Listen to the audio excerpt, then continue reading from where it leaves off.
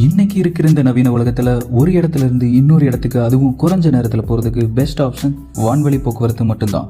பொதுவாக எல்லாருமே அவங்க வாழ்க்கையில் ஒரு தடவையாவது ஃப்ளைட்டில் போயிடணும்னு கண்டிப்பாக ஆசைப்பட்டிருப்பாங்க.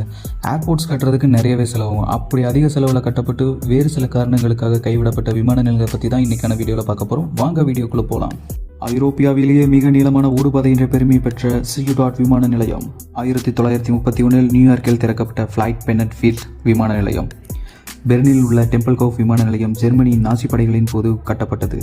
கிரீஸில் உள்ள எலின்கின் ஏர்போர்ட் 1938 இராணுவ தளமாக திறக்கப்பட்டு நாசி படைகளால் கைப்பற்றப்பட்டது. அமைதியை கொண்டு வருவதற்காக காசாவில் கட்டப்பட்ட ஐடிஎன்எல் ஏர்போர்ட் வெறும் 2 ஆண்டுகள் மட்டுமே இயக்கப்பட்டது. 2001 இஸ்ரேல் படைகளால் குண்டு வீசி தாக்கப்பட்டது. காய்டக் ஏர்போர்ட் இது கட்டிடங்கள் மற்றும் குறுகிய வான்வழி பாதையாக தரையிறங்கும் அபாயகரமான பணி காரணமாக இது மூடப்பட்டது. நிக்கோசியா ஏர்போர்ட் 1930களில் திறக்கப்பட்டு தேசிய ராணுவ சதி மற்றும் துருக்கிய படைகளின் படையெடுப்பு காரணமாக மூடப்பட்டது. நீங்க ஃபிளைட்ல போயிருக்கீங்களா இல்லையான்னு